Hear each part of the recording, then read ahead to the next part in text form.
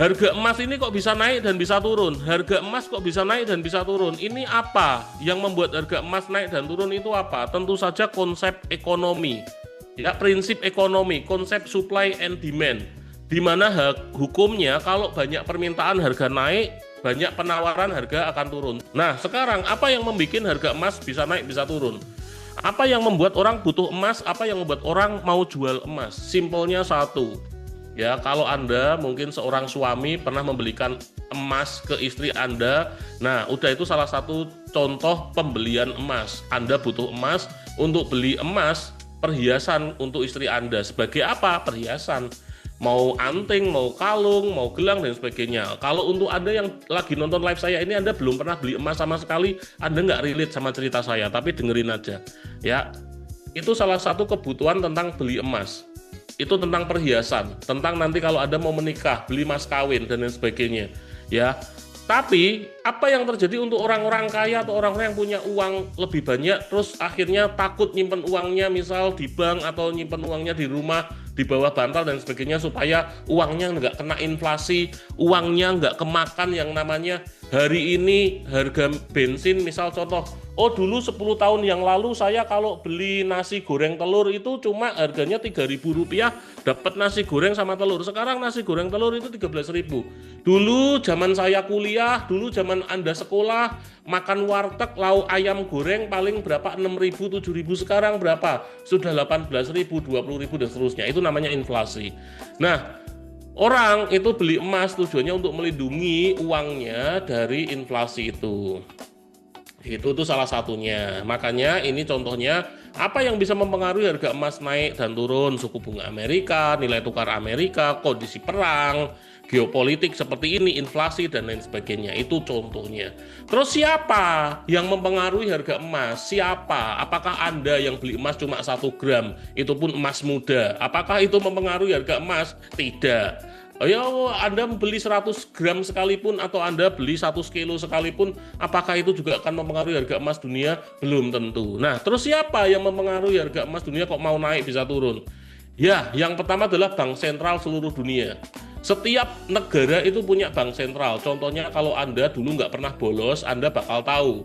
Yang namanya Indonesia itu punya bank sentral namanya Bank Indonesia. Anda taunya apa? Bank Titil doang. Ya, salah. Ya, Anda taunya apa? BCA doang. Atau Anda bahkan nggak punya rekening bank. Andanya pakainya apa? Dana, GoPay, dan sebagainya. Nah, ini konyol. Ya. Nah, terus BCA apa segala macam itu bank swasta. Nah, bank sentral itu ya tadi Bank Indonesia. Yang nyetak uangmu sekarang dulu. Yang di dompetmu itu ada uang, ada tulisannya Bank Indonesia. Nah, itu namanya bank sentral. Di setiap negara itu ada bank sentralnya. Ya, contohnya di Amerika ada The Fed.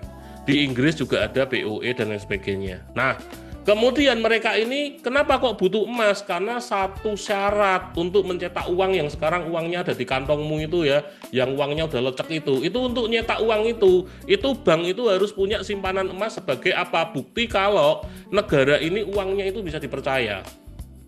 Ya, bisa dipercaya. Itu selebar kertas doang. Ya, itu ada nilai simpanannya. Negara harus menyimpan emas sebagai aset lindungnya. Nah, terus apa yang terjadi? Bla bla bla bla bla. Mereka ini beli dan jual emas di bursa komoditas, ada di Comex LBMA. Intinya seperti itu ya, itu singkat ceritanya. Nah, kemudian akhirnya kita akan ngomongin konsep untung rugi. Nanti berarti tujuannya adalah seperti yang tadi kita ngomongkan, kita tujuannya mau menebak harga itu mau naik mau turun. Maka Anda sebagai seorang trader harus bisa menjawab ini. Ya, bagaimana pola kenaikan, bagaimana pola penurunan, ciri-ciri harga naik, ciri-ciri harga turun, kapan waktu harga naik, kapan waktu harga turun. Sekarang inilah kita akan mempelajari langsung, mempraktekkan langsung. Saya dan GMC, kami dan Gold Miner Community bersama member-membernya, kami meyakini ada sebuah pola, ciri-ciri seperti layaknya hujan, badai, gempa bumi, gunung meletus, semua itu punya yang namanya ciri-ciri, punya pola.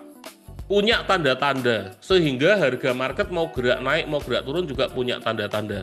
Tanda-tandanya apa yang paling gampang? Tanda-tanda yang paling gampang adalah tentang konsep support resisten, di mana market akan punya kecenderungan naik atau menjadi uptrend kalau resisten pecah dan garis supportnya pecah, itu akan ciri-ciri marketnya akan turun. Sekarang yuk kita akan lihat.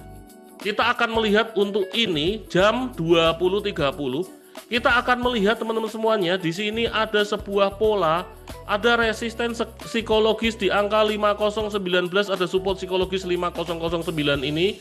Maka inilah yang akan menjadi sebuah ciri-ciri nanti jam 20.30 WIB akan ada pergerakan yang nantinya teman-teman bisa lihat secara bersama-sama ya. Teman-teman akan jadi saksi bareng-bareng apakah benar ini sebuah pola ini akan terjadi. Yuk kita screenshot dulu, nanti saya lanjut ngomongnya. Ya, kita screenshot dulu. Disinilah saya akan membuat satu pola, satu strategi trading untuk US hot time jam 20.30 WIB. Untuk level buy-nya 5019, kemudian ada 5023 dan 25. Ini masih bisa dipakai, sisanya masih sama di atas.